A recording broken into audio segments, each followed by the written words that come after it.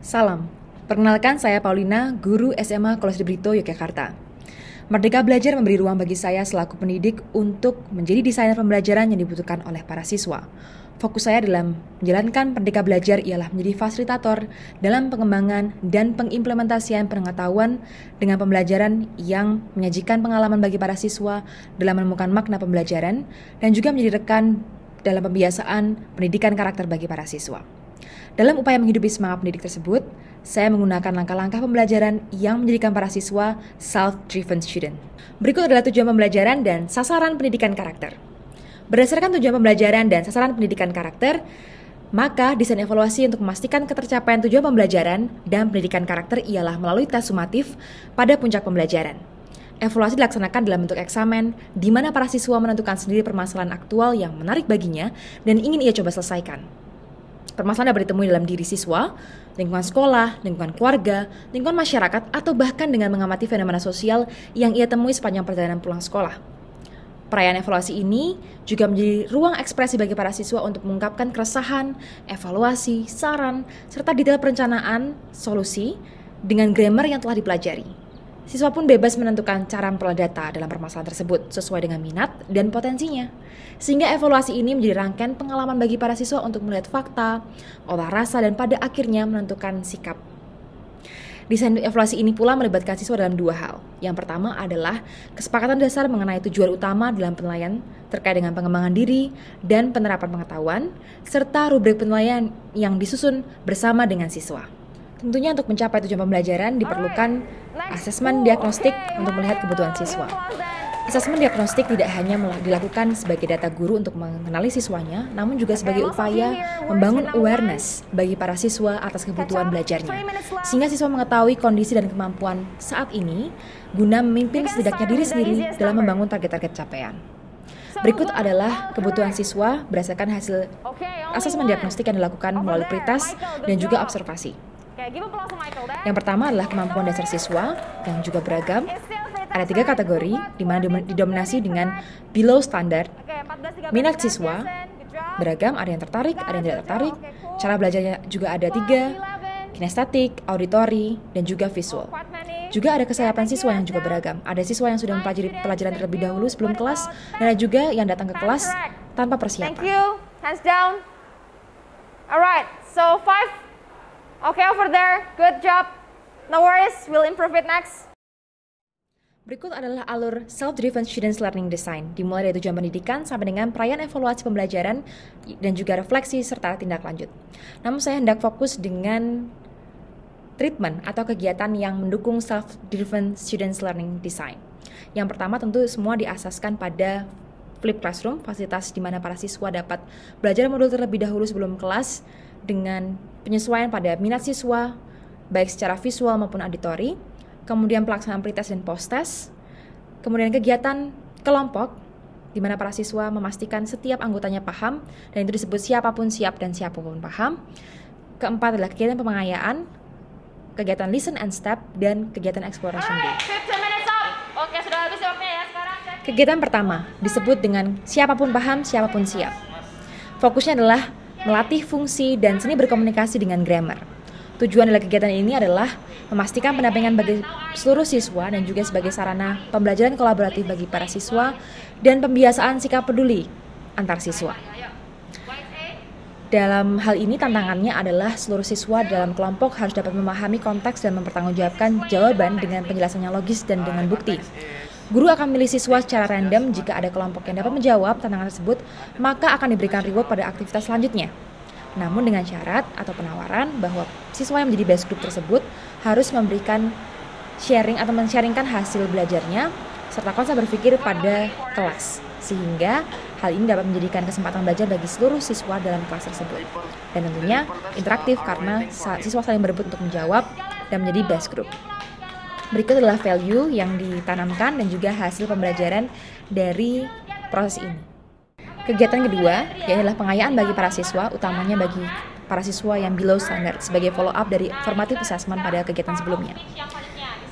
Hal ini dilakukan karena para siswa menyatakan bahwa mereka masih kesulitan dalam menyusun kalimat. Nah, dalam kegiatan ini, guru menyediakan kategori pengelompokan kata di mana para siswa perlu memberikan contoh guna meningkatkan kepekaan para siswa terkait dengan materi dasar pengelompokan kata. Setiap siswa yang mendapatkan lemparan bola harus menyebutkan contoh dari kategori atau menjawab tantangan yang ditampilkan di layar. Sebagai reward tentunya, para siswa yang sudah dapat menjawab akan bisa keluar dari dalam lingkaran permainan. Dan berikut adalah hasilnya dan juga value yang diterapkan dalam pembelajaran ini. Kegiatan 3, Listen and Step. Listen and Step berfokus pada fungsi dan konteks penggunaan grammar. Dasarnya adalah ketika asesmen formatif, siswa masih kurang teliti atau cenderung mudah panik ketika diberikan ruang untuk mengimplementasikan atau menerapkan pengetahuan yang sudah dimiliki. Maka pada kegiatan ini, siswa dibagi menjadi 3 tim besar, di mana setiap putarannya akan ada relawan siswa yang menjadi speaker dan juga timekeeper dari tim lain yang membantu dinamika. Siswa dalam tim yang sedang bermain diminta untuk fokus mendengarkan dan mempertimbangkan konteksnya dan pada akhirnya menentukan langkah. Di akhir sesi pembelajaran, setiap kelompok diberikan waktu dan juga konfirmasi secara langsung terkait dengan jawaban dan juga diberikan umpan balik sebagai reward. Berikut adalah hasil dan juga value yang diterapkan dalam kelas ini. Kegiatan 4, kegiatan Exploration Day. Ini merupakan tahap persiapan evaluasi puncak dengan melatih kepekaan siswa dan melatih para siswa untuk merancang solusi konkret sebagai sarana penerapan grammar. Dalam kegiatan ini, para siswa dibagi dalam kelompok-kelompok berkeliling area sekolah, mencari potensi masalah atau hal-hal yang meresahkan para siswa sehingga perlu diperbaiki. Siswa mencoba membuat aksi sedetail mungkin dengan planning penerapan grammar, dan setiap kelompok dapat menyoroti fokus berbeda dan juga beragam dalam satu dokumen, sehingga antar kelompok dapat melihat fokus dari kelompok lain dan juga menjadi pembelajaran kolaboratif juga tentunya. Selanjutnya, evaluasi pembelajaran. Evaluasi pembelajaran disajikan dalam bentuk kuantitatif dan kualitatif. Kuantitatif disajikan melalui post-test dan juga evaluasi puncak siswa. Hasil asesmen awal adalah seperti ini, dan ini adalah hasil perayaan evaluasi puncak. Terdapat perbedaan yang signifikan di mana asesmen awal menunjukkan dominasi di below standard, sedangkan perayaan evaluasi puncak didominasi dengan above standard. Sedangkan hasil evaluasi pembelajaran secara kualitatif dilihat dari refleksi siswa. Berikut adalah refleksi siswa. Berdasarkan refleksi siswa tersebut, terdapat 7 poin yang secara konsisten hadir dalam refleksi siswa dan menjadi hasil dari self-driven student learning design. Yang pertama adalah pembelajar sepanjang hayat, percaya diri, penalaran logis, kritis, konkret, kreatif, peduli pada lingkungan sekitar, berpikir cepat dan tepat serta fokus, disiplin dalam manajemen waktu, dan menjadi pribadi yang otentik. Tak selalu mulus, masih ada siswa yang memiliki tantangan terkait dengan konsistensi belajar sebelum kelas, dan ini muncul dalam refleksi siswa.